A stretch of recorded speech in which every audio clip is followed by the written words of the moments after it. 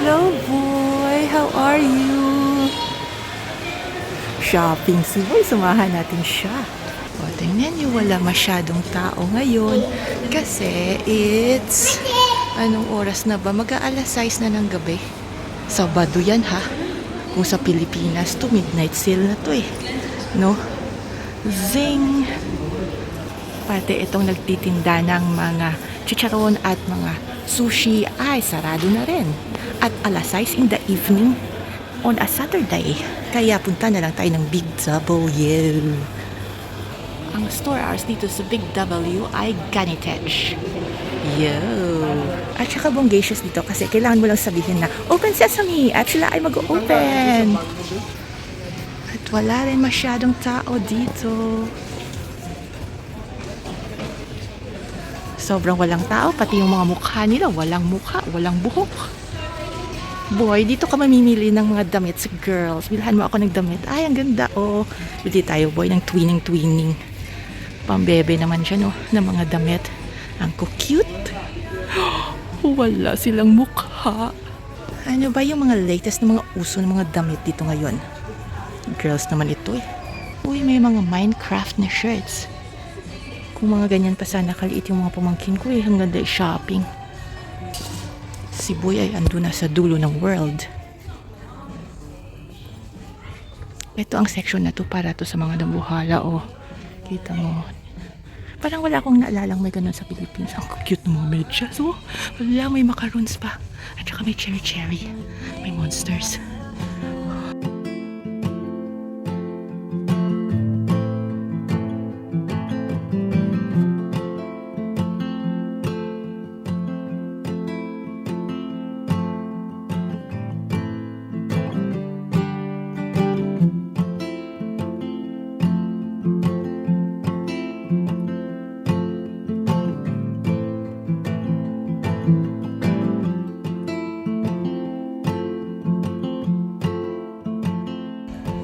Where did the boy? Let's go.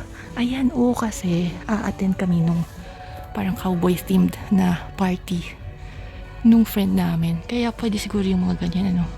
Hindi, mas maganda yung corduroy. Pero ito, parang, hindi, yung color lang yung corduroy. Hindi yung damit. Ayan pala si boy, oh. Bakit ka nagtago sa akin, boy? Dahil ba nahihiya ka sa itsura ko? Hindi mo naman siguro, boy, ikinahihiya yung itsura ko. Ano? Anong gusto mo, boy? Skinny? Slim? Straight? Or loose? O nga, no? Parang pareho lang yung mga fit nila. Pero iba't iba yung pangalan. Ano ba talaga? Walang bell-bottom. Ay, ito, oh. Pwede ito sa mga cowboy-cowboy na outfit. Oo, kasi parang cowboy na theme. Yung birthday party ng friend namin na aaten na namin next week. So, kailangan namin ni boy maghanda ng outfit na parang pang-cowboy din. Western or country themed. Magkano ba yung mga denim jeans dito sa Australia? So, ito siya yata yung pinakamura. Yung $15. Ayun, oh. Yung brand new. Yung hindi ukay-ukay, ha. Brand new. $15. Parang ito siya yung pinakamura na nakita ko. Unless discounted siya. Pero ito siya full price. Oh, $15. Tapos, merong $20. Tapos meron ding $25. Mura na yan kasi meron akong nabili na parang $50 yata yung na blue jeans na pang girls naman. Tapos ayan, perfect na perfect yung denim jacket. Magkano ba to? Yung sa baba is original price is 30 pero half price siya. 15 na lang. Pwede. Ang ganda nito. Yung sa taas. Ano ba yung mas nagandahan nyo yung ito sa baba na parang darker siya na blue or itong sa taas na parang lighter siya ng konti? One happy family ang mannequin na to at nakatelno-telno pa ang pajama nila. Pero parang pang summer ang pajama nila. Ganda, oh. You know? Boy, bili tayo ng ganyan na pajama para masaya. Pero hindi naman kami fan ng Bluey eh. Hindi kami nanonood nun. So, habang si boy ay nagsha-shopping doon sa kabila, mag-window shopping tayo dito. Sa kabilang side naman, ito pajama na pang women. $25. Yan. Yung isang pair And then, it's Belle from Beauty and the Beast, Disney Princess. O, diba? Pero, ano siya, parang shorts lang siya, pang summer, na pantulog. And then, meron ding Hello Kitty na $12 yung pantaas. And then, separate yung pambaba. $10. So, 22 yung dalawa. Ay, meron naman dito, terno, na Hello Kitty din na pajama.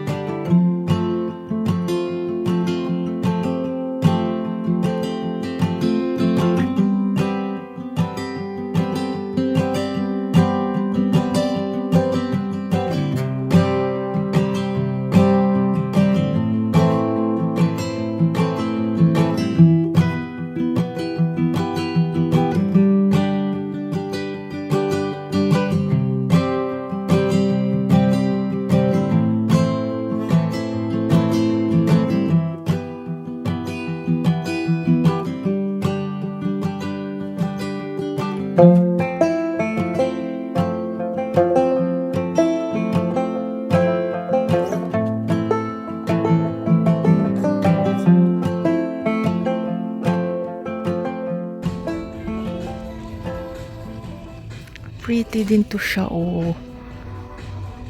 Pero malalaking sizes. Kasi nga, diba dito sa Australia, maraming mga malalaki. $8.50 yung bawat isa. Mas gusto ko yung mga ganito. Parang komportable itulog, diba? Ano to? Crew Caffeine Crew? Di ako kasali dyan. Caffeine Crew. Made in Bangladesh. Usapang babaeng maong jeans naman tayo. Merong skinny, straight, flare, wide leg, girlfriend, shaping. Pero ako siguro, I'm planning na magsuskirt ako sa cowboy theme party. And then may denim naman ako na jacket doon. Yun na yung gagamitin ko. So yung mga prices dito ng maong na brand new. Ito murang-mura na siya, $20. And then $25 na hindi discounted pa. 25 din ito. Tapos meron ding 30 dito sa dulo yung skinny. 30.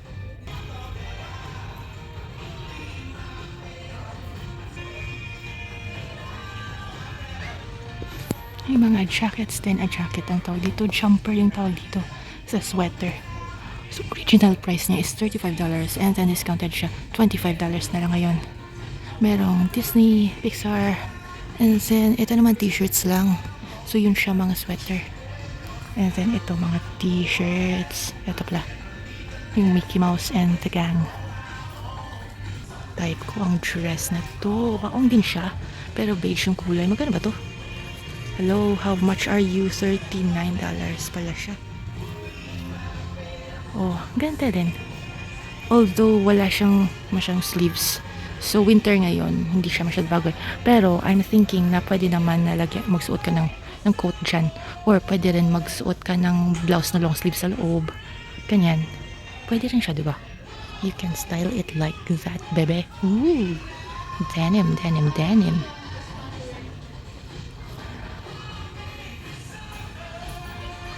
Uy, ganda nito, oh, yung drawstring sa taas. Magkano naman yung mga ganito? Patingin ng price. Sana $30 yung price. Kada parang komportable ito. Parang pajama lang, di ba? Kasi drawstring yung sa taas na parang may garter din. Si Boy andito pa rin na stuck.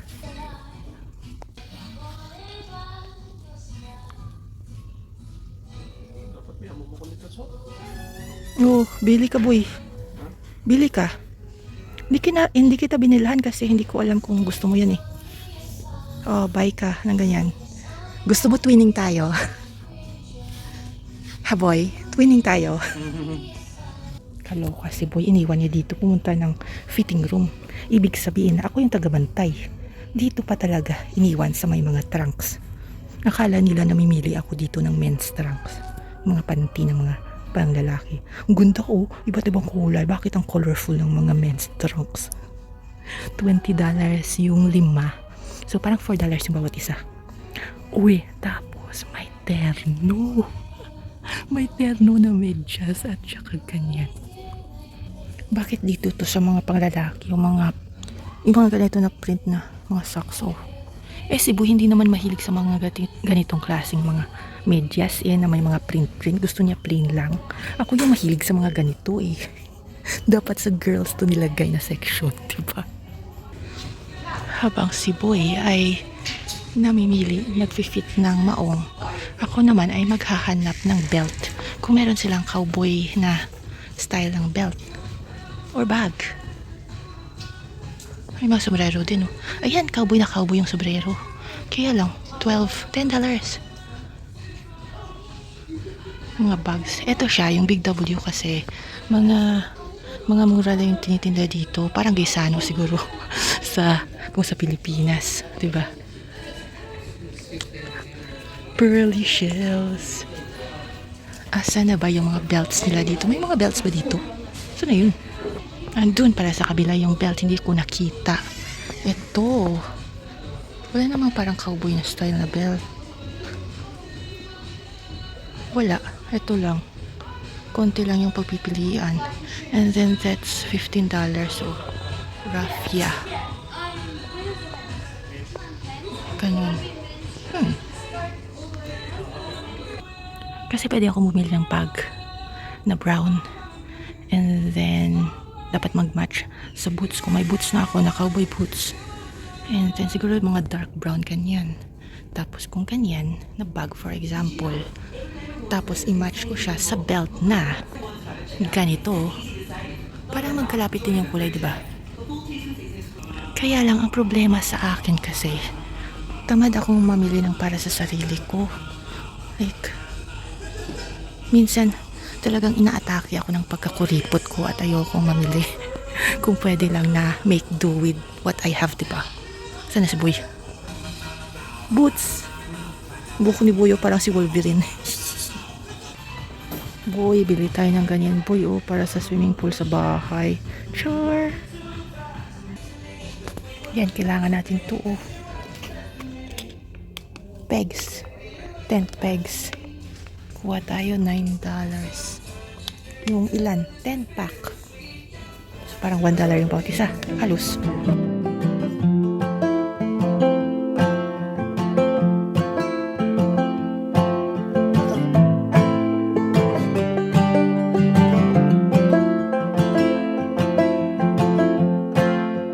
Jacket! Ayaw mo ng jacket na maong? Kasi kung may jacket ka, hindi mo na kailangan ng chaleco. Nakahanap daw siya ng boots. Di naman cowboy boots. So here's the plan. Magti-twinning daw kami ni Boy ng ganitong shirt. Pumayag si Boy. Tara sa fitting room. Pangayos ang fitting room nila. Ang laki.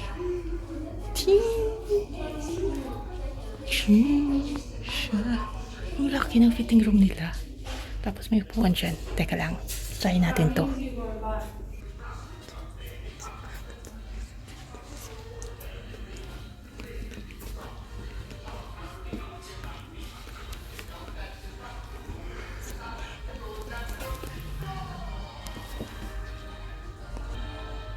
Okay naman, parang fit naman siya. Okay naman siya. Komportable naman. I'll get this. Magti-twinning kami ni Boy sa party. This is going to be so exciting! Yak, may panty na pula. Kaninang panty yan? Ay, yung mga sinampay nyo. Tapos sabi ko dito sa beauty, sabi niya pang girls naman yan. Di nagtanong kami dun sa isang nagtatrabaho dito. Sabi sa kanya, dito daw. Kasi merong men's section dito sa beauty section. At doon niya mahahanap ang pang-shave. Ayan naman pala Oo nga, mga men grooming dito. Brut. Deodorant para sa kilikili. Yan mga sabon. Modeling glued. Gel. Ang arte. May mga ganitong product pala na pang lalaki. Malay ko ba? Hindi naman ako lalaki. Tapos, ang gusto ni Boy bilhin ay yung mga pang-shave. Kailangan daw niya ng pang-shave para mabawas-bawasan yung pagiging Wolverine look niya.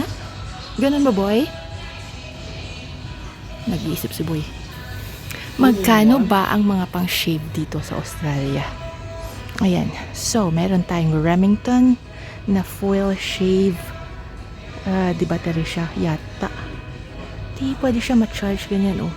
So, 79 siya and then discounted. 79 siya, discounted siya ngayon and it's 59.25 na lang. And then, meron din ng pang-shave ng tenga at ilong. Bakit may ganun yung mga lalaki? Ito naman ay 34. And then, meron din na tag 39.